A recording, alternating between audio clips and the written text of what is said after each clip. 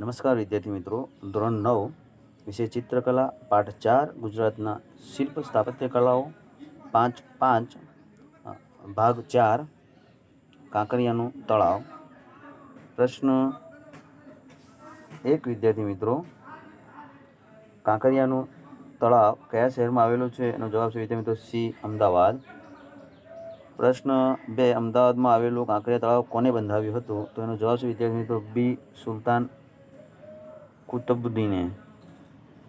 પ્રશ્ન 3, કાંકરિયા તળાવ ક્યારે બંધાયું હતું? તો એનો જવાબ છે વિદ્યાર્થીઓ ઈસવીસન 1451માં.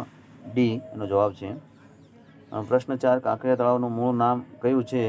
તેનો જવાબ છે વિદ્યાર્થી મિત્રો ડી, વજે કુતુબ.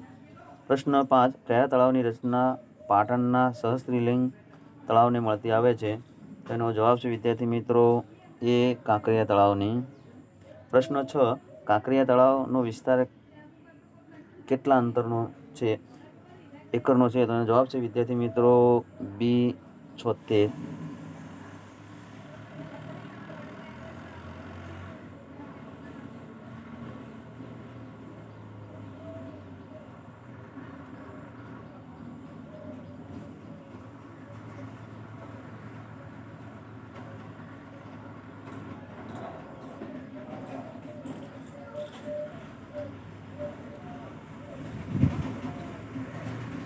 પ્રશ્ન 7 વિદ્યાર્થી મિત્રો, કાંકરિયા તળાવનો ઘેરાવો લગભગ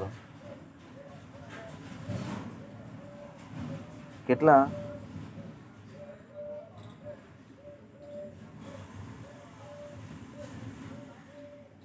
કિલોમીટરનો છે?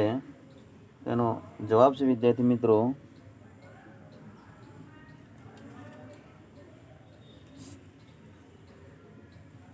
બી, 2.25 કિલોમીટરનો.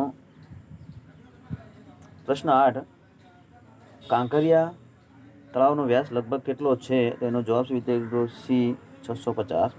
પ્રશ્ન 9, કાંકરિયા તળાવ કેટલી બાજુનો બહુકોણ વાળું છે? તેનો જવાબ છે વિદ્યાર્થી મિત્રો બી, 34.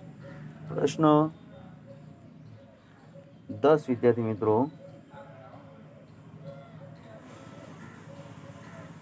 કાંકરિયા તળાવમાં કઈ નદીના કાંસમાંથી પાણી લાવવા અને તેને ખાલી કરવા માટે ઘરનાળા અને ગરણી છે? તો એનો જવાબ છે વિદ્યાર્થી મિત્રો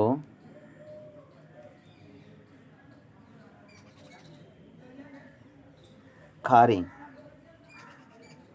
એ, ખારી.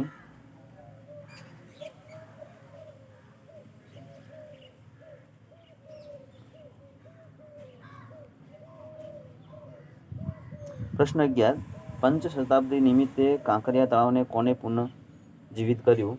તો એનો જવાબ છે વિદ્યાર્થી મિત્રો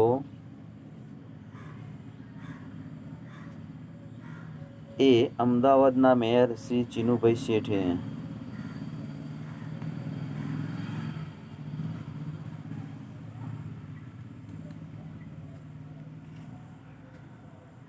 પ્રશ્ન 12 વિદ્યાર્થી મિત્રો, વિશાળ તળાવ કે સરોવર વચ્ચે કરવામાં આવતા બેટને શું કહે છે? તેનો જવાબ છે વિદ્યાર્થી મિત્રો એ, બક સ્થળ.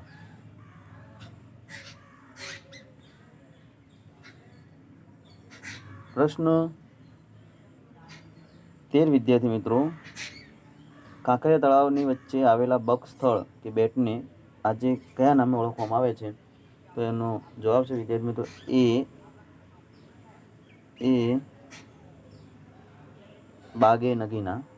પ્રશ્ન 14, અમદાવાદનું કયું તળાવ સહેલાણીઓના આકર્ષણનું કેન્દ્ર બન્યું છે? એનો જવાબ છે વિદ્યાર્થી મિત્રો સી, કાંકરિયા.